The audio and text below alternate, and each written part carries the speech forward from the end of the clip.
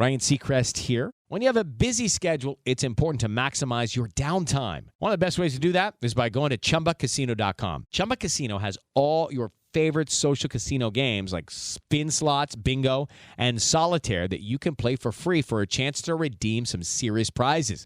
So hop on to ChumbaCasino.com now and live the Chumba life. Sponsored by Chumba Casino. No purchase necessary. VGW Group. Void where prohibited by law. 21 plus. Terms and conditions apply. You're listening to the winning literary show, Off the Shelf Books Talk Radio. Live with host Denise Turney, author of the books Long Walk Up, Portia, Love Pour Over Me, Spiral, Love Has Many Faces, and Rosetta's Great Hope. Turn up your dial and get ready for a blast of feature author interviews, 411 on book festivals, writing conferences, and so much more. Ready? Let's go.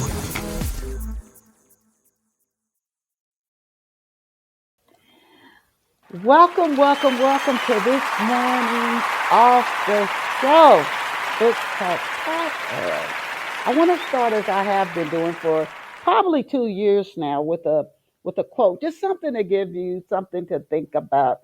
And this quote is anonymous, the source is, and the quote is, dream it, wish it, do it.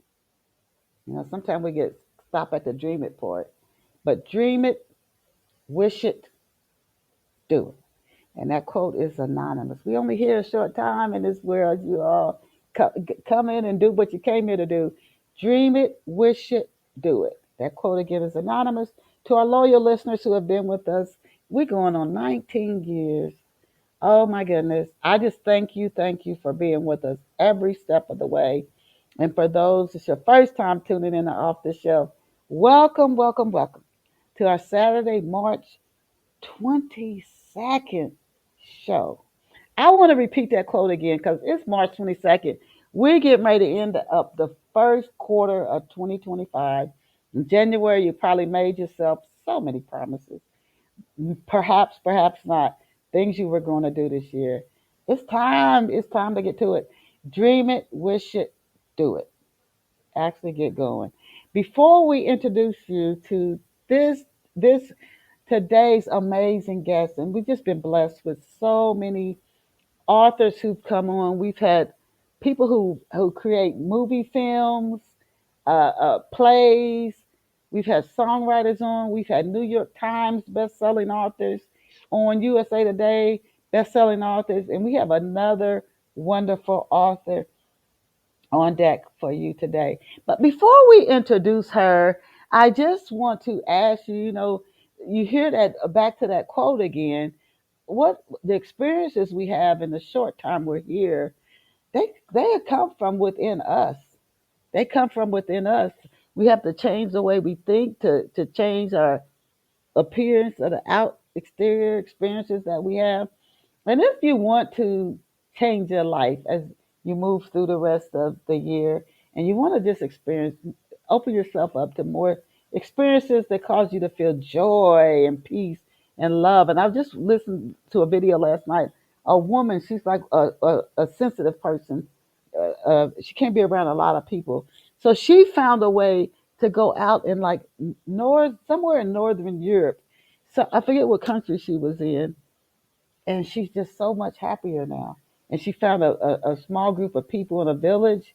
She loved her friends. They like family. She did that. If you want to make those inner changes to improve your life, I encourage you to get a copy of Heal Gorgeous, Wisdom Within You Knows the Way. It's an ebook, a paperback, and I think hard copy.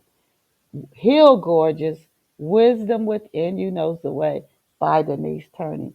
I encourage you to get a copy and read that book and see what impact it may have on you as you continue to do what it takes to create the life you truly want to live.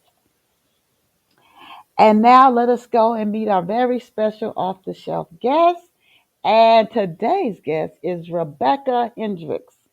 Rebecca started writing when she was a kid. She started writing stories on her father's old typewriter, or she would write stories on paper and longhand. And she's the author of novels like Hound Dogged, and Hard Dogs Night. I love those titles, Hound Dogs and Hard Dogs Night. And these are works of young adult historical fiction. And her one of her books has won the Book Fest Award for Young Adult Historical Fiction and the Book Fest Award for Young Adult Boys and Men's Fiction. In addition to writing, Rebecca has worked as an accountant and judicial assistant. I really encourage you. This is what I love about podcasts. When I give out this website URL, you can click over there now, even as you listen to her share more about her books and her writing journey here on Off the Shelf. And her website is RebeccaHendricksAuthor.com, and that is spelled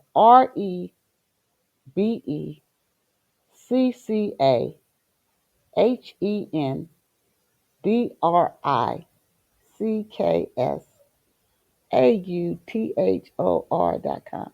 RebeccaHendricksAuthor.com. Please, you encourage you to go over there and check her out, her website, even as you enjoy listen to her on Off the Shelf this morning. Welcome to Off the Shelf, Rebecca. Thank you, Denise. It's wonderful to be here. And I have to say that introduction was amazing because it was even a good message for me to hear right now. So it was almost like fate. Oh my goodness. You But know, it's just we only here a amazing. little while. We only Yeah, here a little while, yeah, and so exactly. you want to have the experiences. Yeah, What if we only came here to have these awesome experiences yeah. and And it, get to them? So it is absolutely a pleasure to have you here on Off the Shelf this morning. To kick off today's show, can you please tell listeners where you grew up and what life was like for you growing up? well, I grew up here in Denver, Colorado. Um, it was, pretty much back in the day, for a child anyway, it was pretty much, you know, um, uh, seems like it was a lot different than it is today. There wasn't the pressures and the stresses that I think a lot of the young people today face. Um, I grew up in the suburbs, and um, we didn't have computers and cell phones. We played outside, and you know Yes, I that kind remember. of thing. Yeah, playing outside. Is Denver like a real? When you grew up, though, people say Colorado is gorgeous for outdoors. Did you Yeah. spend a lot of time like outdoors in the mountains, skiing, hiking, doing those types of things? Well, my father was a teacher, counselor for Denver Public Schools for many, many years. So we would go camping in the summers because he had the summers off. So we would go camping. They had their favorite spot up at Red Feathers Lake, and we would go up there and spend our summers. And then we'd come home on the weekends, and do whatever, restock and check on the house and everything, and then go back. Okay. Oh my Yeah, goodness, it's camping. It's something fun. I love being out in nature. yeah. Now, as a kid, what did you dream of being? What did you want to be when you grew up? Well, originally I wanted to be an actress. Oh, And I did some acting, in high school, and I wrote and directed a few plays, but yeah, but I think writing was something that I always had done, and it's something that I kept up with. It was kind of like a form of entertainment for myself too, because I could dream up whatever and just write it down, and I did a lot of it because I wanted to have it for when I got later in life. I would have something to go back and read. So yeah, writing has always kind of been part of my thing as well. tell us about one play you. I find that fascinating. What is one play that you did you write it and direct it? I just think that's awesome. Yeah, I mean, I was a teenager at the time, and I had a bunch of theater friends that I had from high school, and they wanted to do something in the summertime, so I wrote a play. It was called Blind Man's Bluff, Mm. and yeah, it was kind of like a melodrama uh, about a guy whose brother had ran him out of the house, or I think they thought he was dead or something, but he came back disguised as a blind man, and Oh. that's how he got back in the house. Oh my goodness. I But think that's yeah, awesome. That's awesome. As a teenager, you did that. It's yeah. very, very creative. Now, who or what inspired your love for writing books? Um, I think it was just like, something that I really enjoyed and wanted to do. But my father was really, his his grandfather was a writer. Um, he wrote a book actually of poetry. Um, so yeah, so I mean, I and my dad was forever telling stories and singing songs around the campfire and stuff like that. So I Okay, think that's probably where it came from. just being around your family. Yeah, my parents were really urged and encouraged creativity. They didn't let us like spend a lot of time sitting in front of the TV. We were Mhm. only allowed like X amount of time a day to do it. So yeah, so you had to find other things to do. And so, my oldest sister was an artist. Both of them were. I have two older sisters, and they both were Okay. had their own outlets of artistry. Yeah. Oh my goodness. Where did you get the idea? Now switch it into your writing and what our listeners might want to really dig into the stories that you have written and very fascinating that you also created plays. A Yeah. very creative person. Where did you get the idea for the book Hound Dog? Well, I created the first version of the books when I was a young girl. I was 14, and it came from, the love of, how you are when you're a young girl, or some young girls like, the rock stars. And, I just wanted to write a story about rock stars. And then, when I revisited it, I decided to place it in the 1950s because that's when rock and roll was born. And, uh, we all think it was all about, soda shops and poodle skirts and all that, but there was a lot going on in the 50s that, Hmm.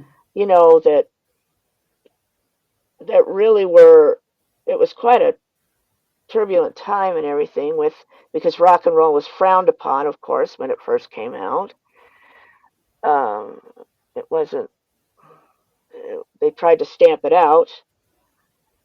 So yeah, it ended up being a really cool vibe to tap into that I don't think it's been written about very much.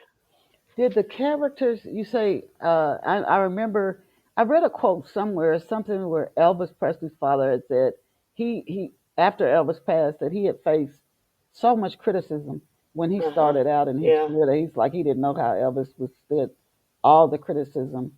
Again, the rock and roll people thought it was the devil's music, Yes. and so he said he didn't know how he withstood it. So these characters in Hound Dogs, how old are these characters, and do they face this hard criticisms, or are people like applauding their creativity?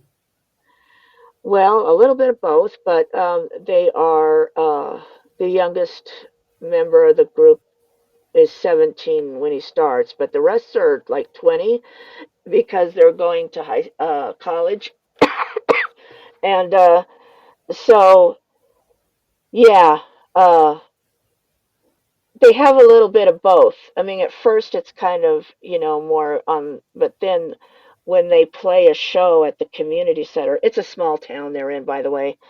When they play a show at the community center, things really blow up because a riot breaks out. Mm. And so that brings it to the attention of, you know, parents, concerned citizens. And so then it really becomes about, trying to ban it and shutting it down. And yes, it's the devil's music and all that. Wow. So they're facing that controversy right now. Who did you always know that the book would be a series? And if so, why did you always plan to make it a series if that's the case?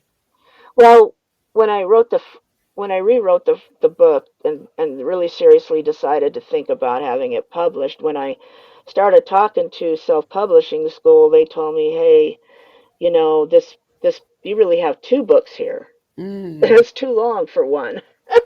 Okay. So they said, you need to split it. And then they said, do you think you could write more? And I said, well, yeah, of course I can, you know.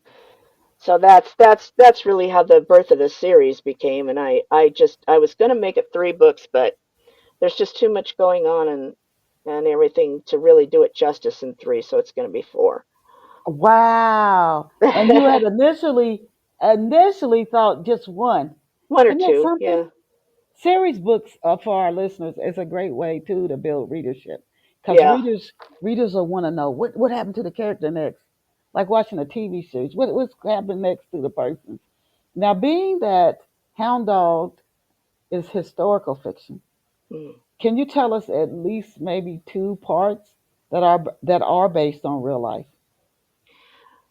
Well, the whole rock and roll controversy, uh, I tried to keep that as close to what really happened as possible because um, it really is a very interesting piece of history, and like the early people that really were playing the genre, of course, were African American, and they really had to. It, it was really frowned upon and stuff, Hmm. but like you had said, I think Elvis really bridged that gap. He was the one that really forged it forward, and there were a lot of artists too that played a version of the African American song, like from Bo Diddley and Fats Domino and them, and but you know what, the kids really went for the original versions. I mean, there was just no stomping it out, and Hmm. and it's undeniable that the original versions were, of course, iconic, and you know the ones that we all still really love today. Little Richard and all of them. They were definitely the ones that pioneered the genre. Hmm. And so I really wanted to keep that piece uh going.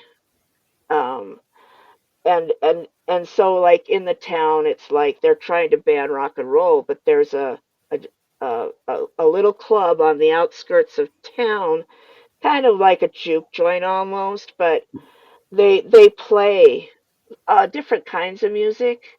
And on Thursday nights is their blues night, and so the Hound Dogs actually end up going there and meeting a lot of the characters. And the owner is called Cat. He's really a great guy. So yeah, so that kind of ties that piece into it. And the one of the main characters of the Hound Dog starts learning the blues.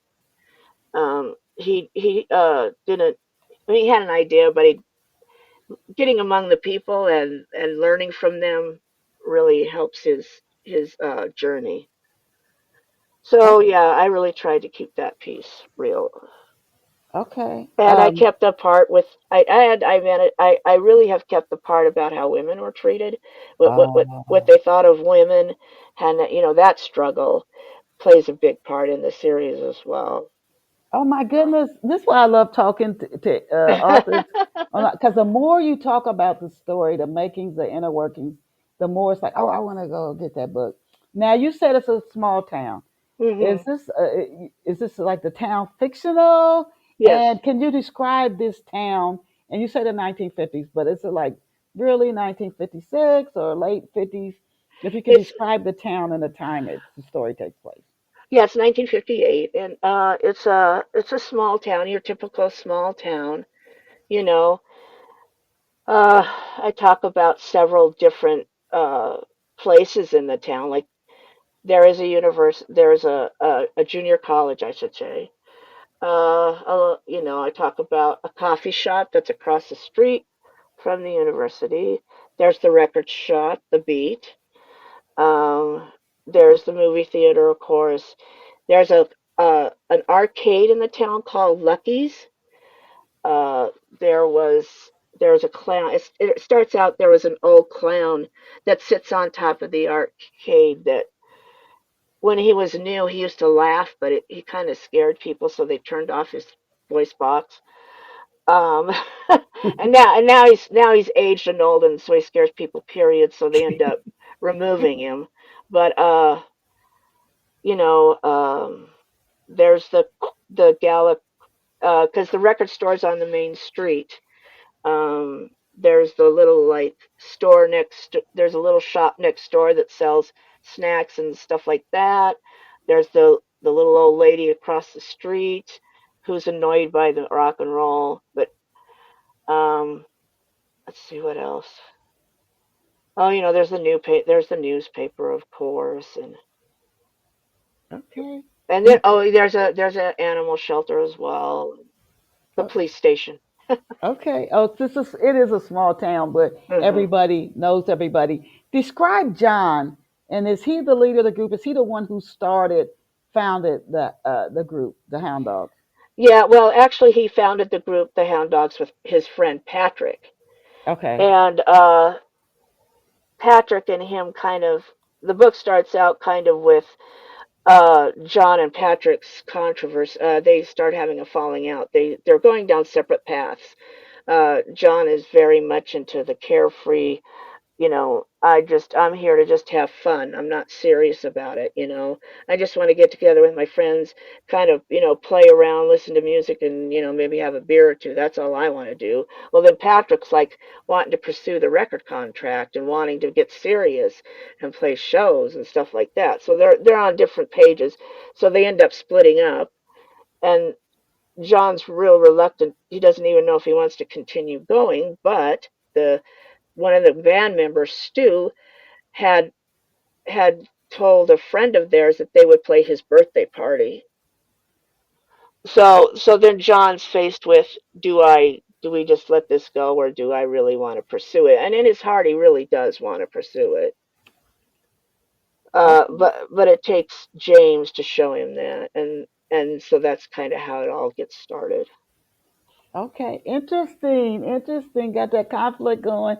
Now, Yeah. please, you told us about Stu, a little bit about Patrick and John. Uh, can you tell us a little bit more about Stu and Perry? And I always want to know. Can you say some in the 17, some in the 20s? How old are Stu and Perry, and what are their personalities like? And do they get along with John? Yes. I mean, they're both 19. Uh, there's a lead magnet type story, kind of like an origin story on my website. It's actually a free download if you sign up for my newsletter, Okay. called Hound Dogged Beginnings, and it's the story about how John meets Patrick and Jerry, because John um, returns to high school, and that's how he meets those two. So yeah, Jerry's his best friend, really. And so Stu is he was Patrick's friend, so that's how he joined the group. So he kind of has a little bit of a there's a rift between him and John, because he feels like John kind of ignores him and doesn't pay enough attention to him. And just when he thinks he's probably getting it is when Danny comes along. So also Stu brings James into the group as well. Tell me something going on with Mr. James. Yeah, Uh, James is kind of he's kind of gets thrown into the mix uh, by accident. He kind of just gets kind of roped into it. He wasn't looking for it at all. He was just a friend of Stu's who ends up coming to their little show in the park, and he's just there to watch. He wanted because Stu begged him to come. oh my gosh! Now, so Jerry, is John the most committed to this, to becoming rock and roll star? Or are there other guys in the group who are? You said they just in it for the fun. Is there anybody other than John who's really, really committed to go on taking this either national or global, really becoming big as as a band? Well, there's a rival group in the town called the Dice, and they're the ones that are Ah, they're the ones on the rise. They're the ones that are committed. They're the ones that are really pounding it. ah. Um, John isn't that into it at first. I think he gets more into it as time goes by because the Hound Dogs have a really rough, bumpy start, and I think once when they finally meet Danny is when they really start thinking that it's possible because Danny's the real talented one. Um, so yeah, I but can see yeah, where that it's would the cause some Dice. Yeah. problems. Danny's the talented. When John helped start the group, him and Patrick, they might not be sitting so well No. with that. Oh my goodness, I can see where that conflict would come from. What is what are their so John, is he more of a laid back kind of guy? Mm, He's more laid back. Okay. carefree, just kind of takes life as it comes, just kind of does what he wants, shows up for class late most of the time. He's late for everything most of the time. He doesn't let anybody tell him what to do, and he says what he wants when he wants, and he doesn't care who it upsets. Oh, So okay. he's just very, you know, uh, I guess you would say carefree, I guess. Okay. And then Now, you got, go ahead. do they perform before live audiences, or they just? I'm trying to imagine like the start of this band. The Dice is really doing strong. Or do the guys in the Hound Dog, do they perform in front of live audiences, or are they just having fun making music in somebody's garage? Well, yeah, at first, yeah, and then they get committed to playing this birthday party, and that's the first time they're in front of a large Ah, crowd because the birthday party is for a guy named Len in the town. Len's really popular. He's a big boisterous guy. He's got a big personality. So I mean, Len, everybody knows Len. So every year, this birthday party of his is kind of like an event more than a party. So like every kid in town is basically there, and they get committed to playing this party, and that's the first time they actually step on up on stage, and they're nowhere near ready or prepared for it, and they just want to play a song and just get off as quick as they can because one of the problems that they have is they don't have a drummer. So they're like, well, we just want to get off of here and we'll just play like That'll Be the Day. That's a nice little slow song, that maybe we could get through pretty quick and easy. Well, that's not enough. The crowd wants more. They want them to play a real rock and roll song.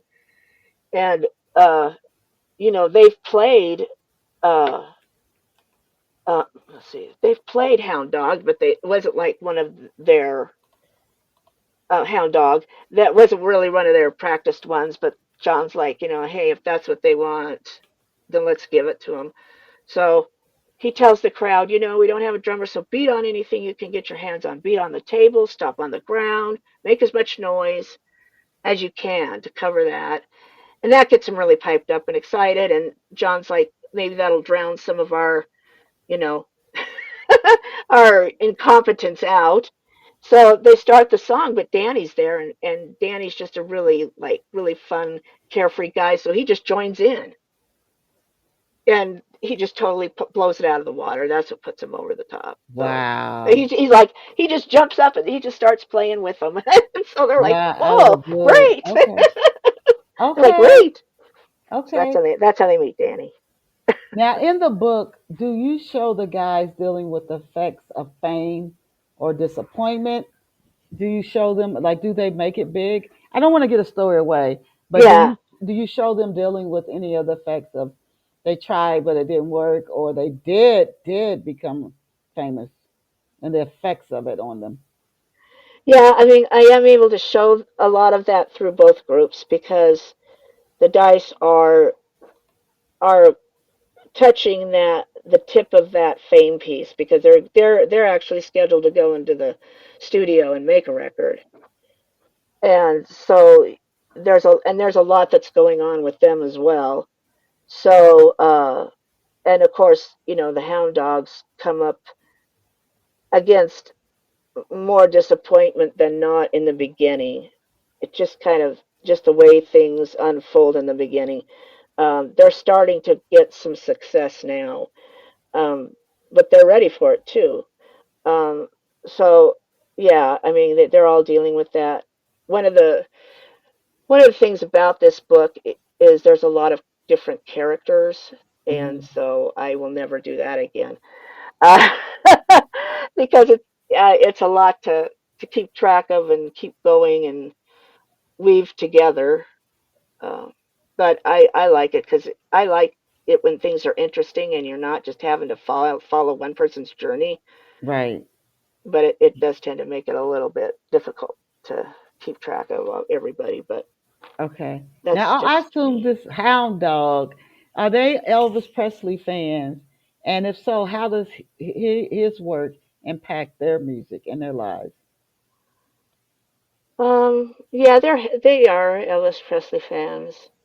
I don't know if those guys are so influenced by one Hmm. person per se. Um, I think they just like they're just in love with rock and roll and music. Okay. It's Okay. more about the music itself as a whole. Okay. Like like what am I trying to say? Like they really it's their love for music that pulls them forward Okay. and just What have playing it how readers makes them been? feel. And the book sounds so interesting. What have readers been saying about Hound Dog? Well, I've gotten good reviews. I've gotten a lot of 5-star reviews. Awesome. Um, they they like it. They say that I have to be honest. They do say it's a little bit slow starting, but what they fail to realize is that it's building a foundation for the rest of the series. Because if you don't know where it started, then the rest of it doesn't make as much, showing the struggles that they go through to get started, how they form as a group, sets up the rest of the series and, what they go through. Just becoming friends. Because in a way, it's kind of a coming of age story, too. It's about growing up and dealing with, all of that, finding your friends, it's a found family story because a lot of them are struggling with family. Like Jerry has a stepfather who's abusive. And it's just how they come together and find the brothers that, and then of course there's the girls that they all, there's the romantic man's parts that are going on. Okay. So I think it's all about establishing them as a band and their love for music. And that's a good starting because the second book starts is when the real conflict really starts to play out. Uh. So So that is good. I like that you start out with all that backstory, so they know their personalities, how they came to be the way they are now, even understanding as they go through changes. That I like that, especially if you doing a series and you can see some of the motivations behind what a character does. Now, how soon after you published Hound Dogs did you actually sit down and start writing Hard Dogs Night? well, the skeleton for Hard Dogs Tonight was already there because it I ended up splitting the book into two. So it was already there and I just had to, work on it from there. I had to polish it more or less. So yeah, it was kind of already there. Now, of course, I started writing it even before Hound Dog got published. Oh, that's So right. That's okay. now this one here, this third book that I'm just now finishing, it goes to the publisher on the editor on the 31st. Actually, this one has been harder because um, it well, there wasn't a skeleton for it, and Ah. I had a lot of research to do on this one because Mhm. there's a lot going on in this book that I had no idea how it played out, and I wanted to keep it as historical, factual as I could. So this one's been a little bit harder because that and juggling all the different characters and trying to keep it, at a manageable length. The books are lengthy, I must say, but I think they're fast moving. The story is interesting and exciting. So yeah, Okay. there is It sounds like it is. Can you that. give us? I want to talk about your third book. So I'm gonna first ask you. Actually, if you can give us before I go to the second one, the third book that's getting ready to go to the editor. If hmm you can just give us a brief overview of that book. Okay, so yeah, the brief overview of this book is really dealing with the rock and roll controversy and the ban, and not being able because they shut down. It's because it's not banned yet. Some places can still play rock and roll, like are still playing rock and roll, I should say, like the malt, the soda shop, Bebop's. He refuses to shut off his jukebox. Well, that causes a big uproar. So his business is being vandalized, and he's having a really hard time staying open. So his business has gone down as well because a lot of kids have been forbid to go there.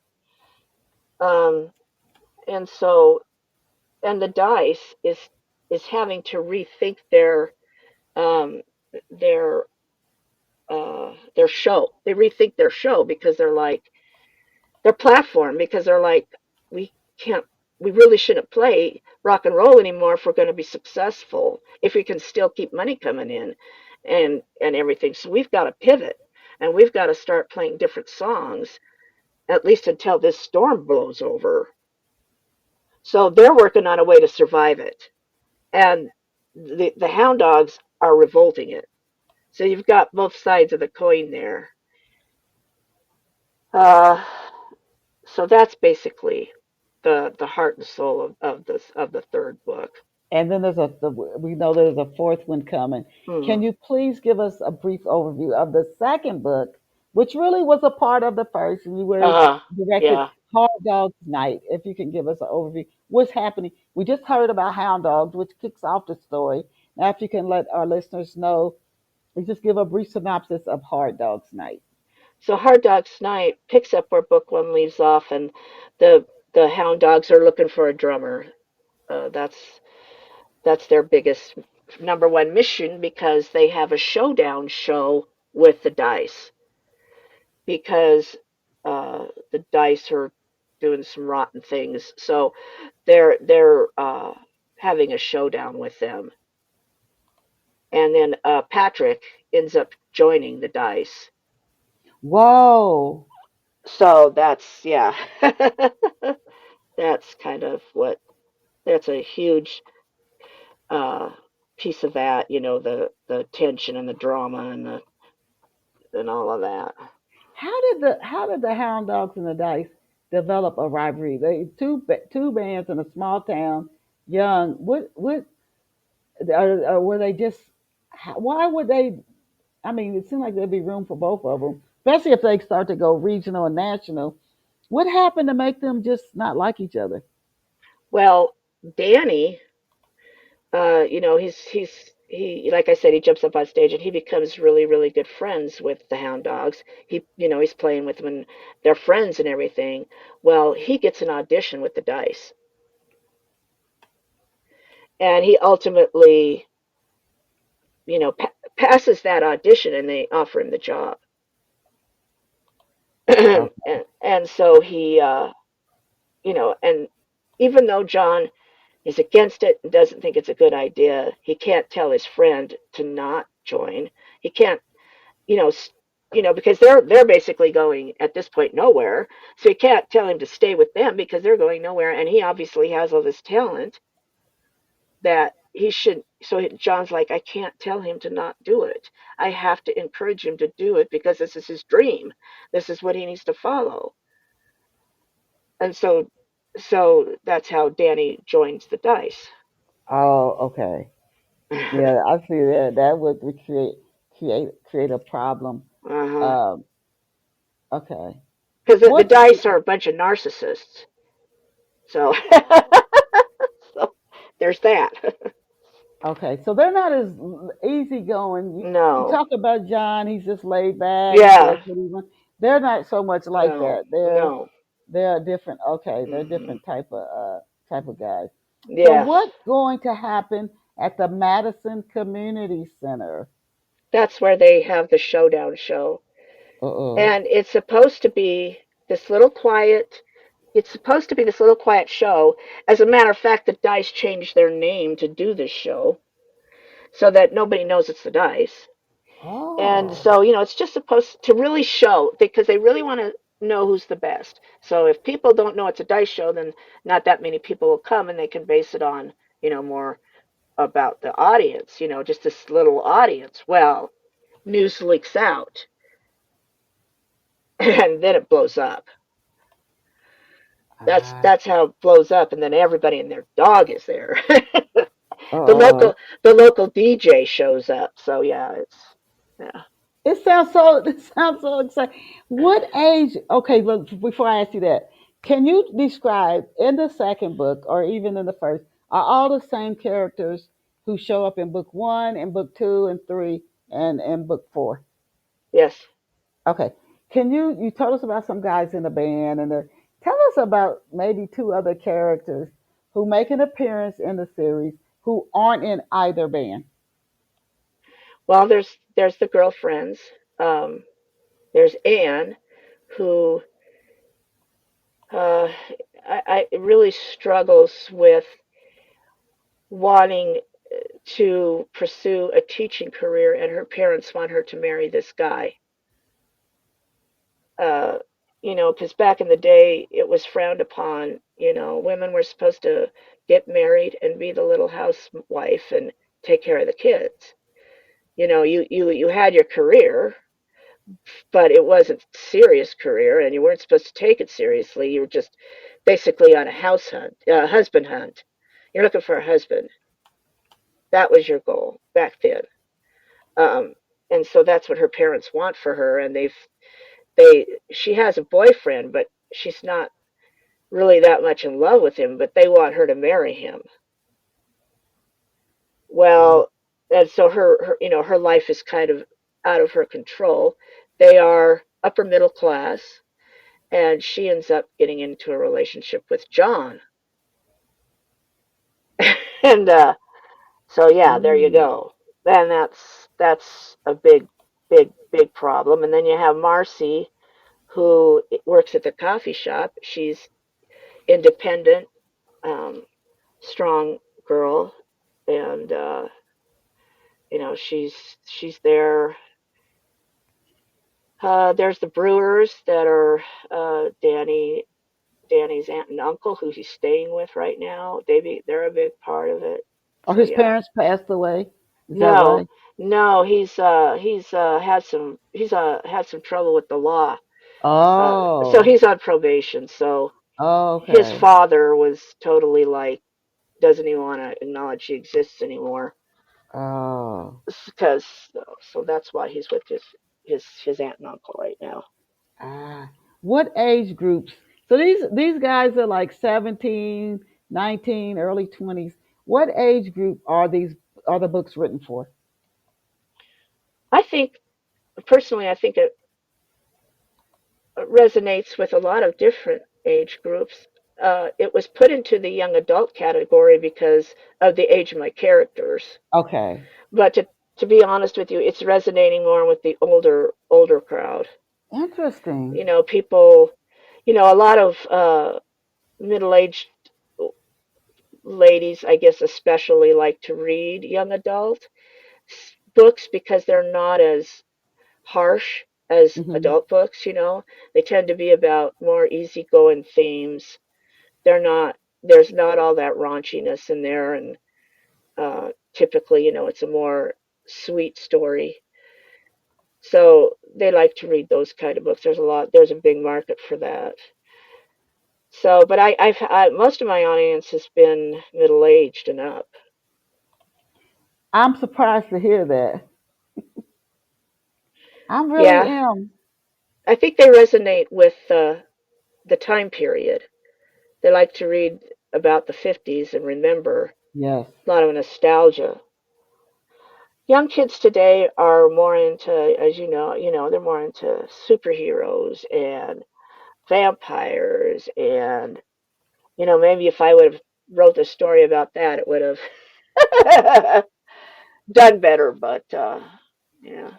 Okay. Okay. Um, so I love the book covers. For the people, I want to give out your website URL again in case any of our listeners are coming in midstream. It's RebeccaHendricksAuthor.com, and it's RebeccaHendricksAuthor.com. RebeccaHendricksAuthor.com. I love your book covers. Who designed the book covers? And did you work with the illustrator to help develop those covers? Yes, yeah, I did. They were uh, made by a company called Nibble Art, Ah, and yeah, so yeah, I've worked with them, the illustrator.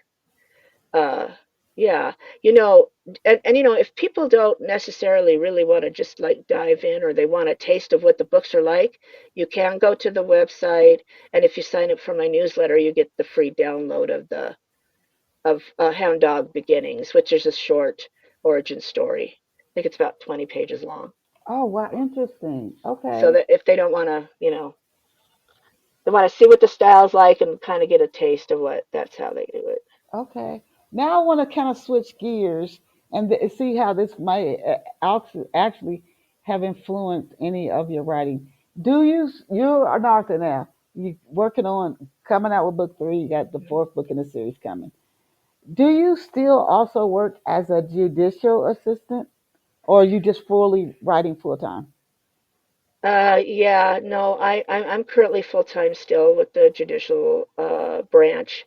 However, I am planning on retiring from the state uh, at the end of May, and so that I can focus more on my writing. And but I'll have to continue to work part time just to kind of make the ends meet. Mm-hmm. But yeah, I Oh, am. good for you. And I wish Yeah, you the best with your writing as you have more time to dig into it after all the years you put in. And thanks for yeah. what you did. But in That's what ways would that. you say, Rebecca, because I feel like everything we do kind of influences our creative arts. In what ways would you say that working in the accounting, judicial assistant work has actually influenced your writing? Or would you say, no, no, no, it had no influence whatsoever? It didn't have any influence whatsoever. Because Okay. the work's pretty dry and uninspiring. And that's why I really, really loved your message, that the quote you gave in the beginning, because it is so true. And like you said, you get to the second thing, you very rarely go past the dream, because it's hard. And to be honest with you, it's like, this is my dream, of being an author is my dream. Oh, And yes, I yes. I want to give it I want to give it my all. Like you were saying, time is so short, and I'm in this career that is stifling me. So I guess you might say that I'm taking that leap of faith, and I am I'm stepping out into the unknown to follow, to continue to follow and pursue my dream. So that's why I really appreciate the message that you said earlier, because it is so true. It's so true, because life is so short. and Mm. and and the Hound Dog books are that's what they're really and truly about, is following your dream and not giving up on you, as on your dreams and yourself. Be who you are, no matter what. Yes, yes. Now, That's what the books are about. what writing process do you follow? Do you do outlines, character sketches? How do you go from a blank page or a blank screen to a finished story? Well, I'm a pantser, so I very rarely have. I mean, I have an idea of where I want the story to go. I have an idea of, I see where I want it to end up, but then I let the road take me there. And that's the fun of writing for me. I just love the mystery that it has, and letting things unfold as they go, because to me that's the fun part, and that's what makes me happy. I don't like knowing everything ahead of time. I like to surprise myself, because something will happen and I'll be like, "Oh, wow, yeah, that's really cool," or something. So I just kind of let it unwind on its own. Let me ask you this, because I've done outlines and character sketches and stories, and I'm probably more of a pantser like you, but Yeah. do you find that when you go back, do you think you have to invest more in editing? I think it's important just to get the story down most of all, but do you find that you have to do more with editing uh, Yes. as a pantser? Yes, Yeah, ma'am. Yes, ma'am. yeah, that's the only I would say with that.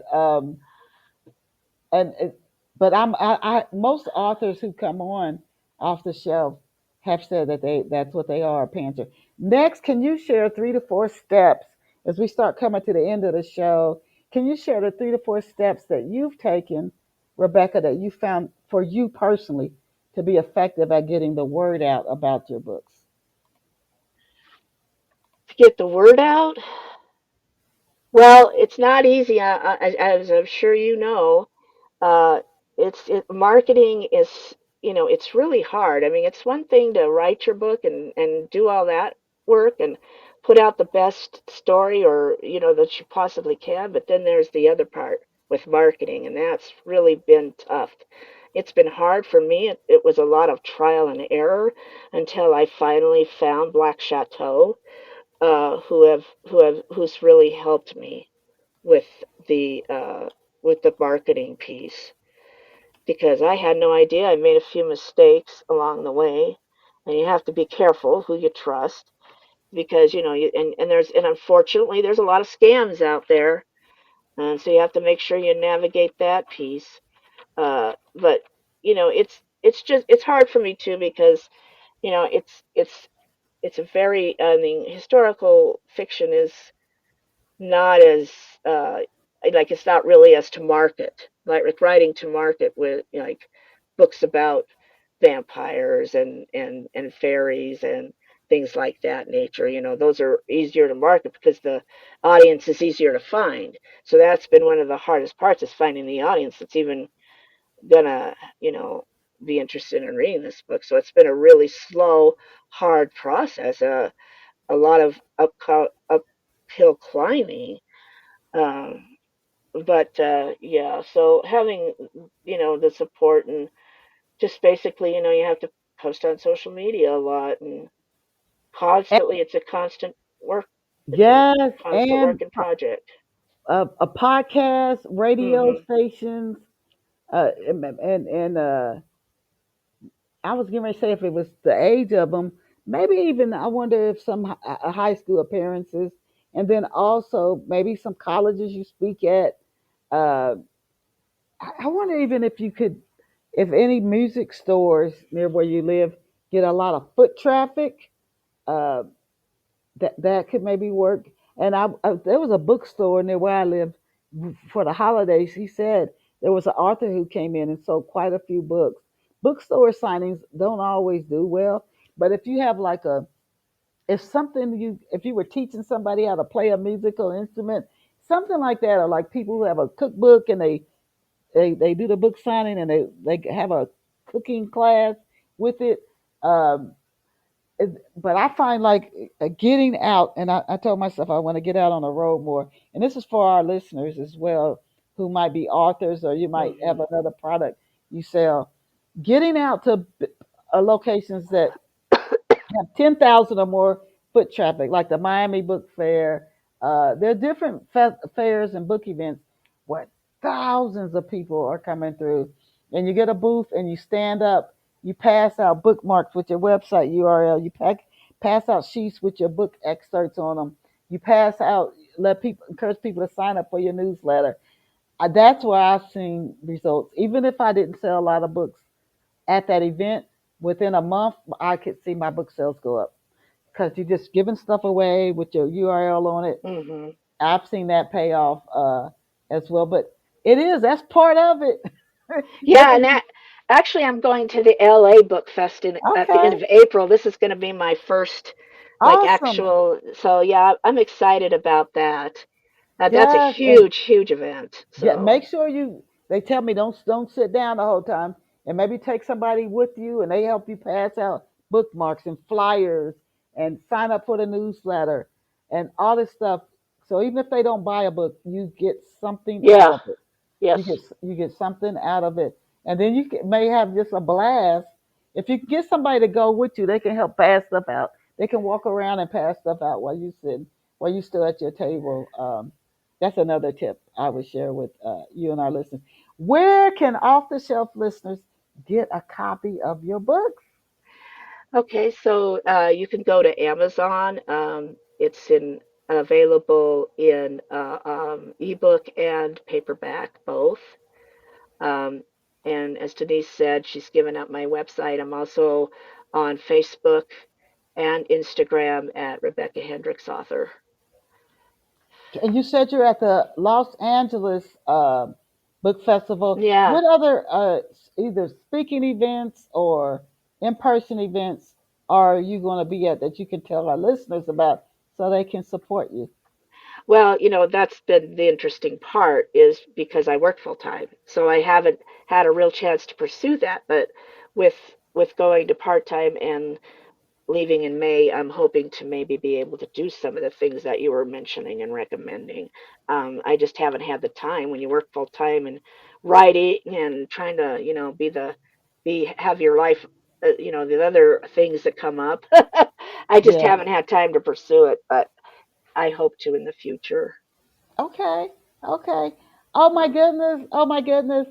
And so I want to give you Rebecca Hendricks' website again, and it's RebeccaHendricks.com. We have just had the pleasure of having Rebecca Hendricks on. I always tell our listeners if you came in midstream, no worries. Midway through the show, after it finishes streaming, you will be able to listen to it in its entirety as many times as you like and share it with book lovers everywhere. And surprisingly, this is, even when I kicked off the show, I said these are young adult historical novels, but Rebecca said a lot of people are middle aged who are actually enjoying it. And as I was listening to her describe the story and the characters, I'm thinking it sounds more like it could be. So anybody of any age would enjoy the two that are out now. One's headed to the editor. It's a 4-part book series. The first one is Hound Dogged, and the second one is Hard Dog's Night. And then she has the third one she's finishing up now, and then the fourth book in the series. If you love music and you just like a good story, characters. It might even take you back to your youth or a time when your parents were young. I would encourage you to get a copy of Hound Dogs and Hard Dogs Night, and definitely visit Rebecca Hendricks author.com online. I love her book, your book covers. Thank you so much for being here with us on Off the Shelf Books. Rebecca, truly enjoyed you and wish you the very best at the Los Angeles Book Festival. I wish I was there. And just, oh my goodness, I hope you sell so many books and make so many connections with so many people who can enjoy your stories. To our listeners, thank you, thank you, thank you for joining us here on this Saturday morning, March 22nd on Off the Shelf Books. To book lovers everywhere, to catch off the shelf books. We've just been blessed with so many phenomenal creatives who have appeared here on the show. And as I always tell you, you are amazing. You are absolutely phenomenal. Please go out and create a fabulous day for yourself. And I'll see you back here next Saturday on Off the Shelf Books. Thank you so much, Rebecca. Thank you. It was a pleasure, and I will be checking out your books. Thank you so much. Bye for now. Bye.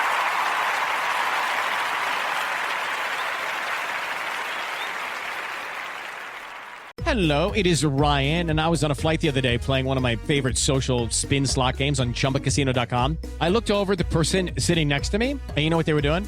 They were also playing Chumba Casino. Coincidence? I think not. Everybody's loving having fun with it. Chumba Casino is home to hundreds of casino-style games that you can play for free anytime, anywhere, even at 30,000 feet. So sign up now at ChumbaCasino.com to claim your free welcome bonus. That's ChumbaCasino.com and live the Chumba life. No purchase necessary. VGW Group. Void where prohibited by law. See terms and conditions. 18+.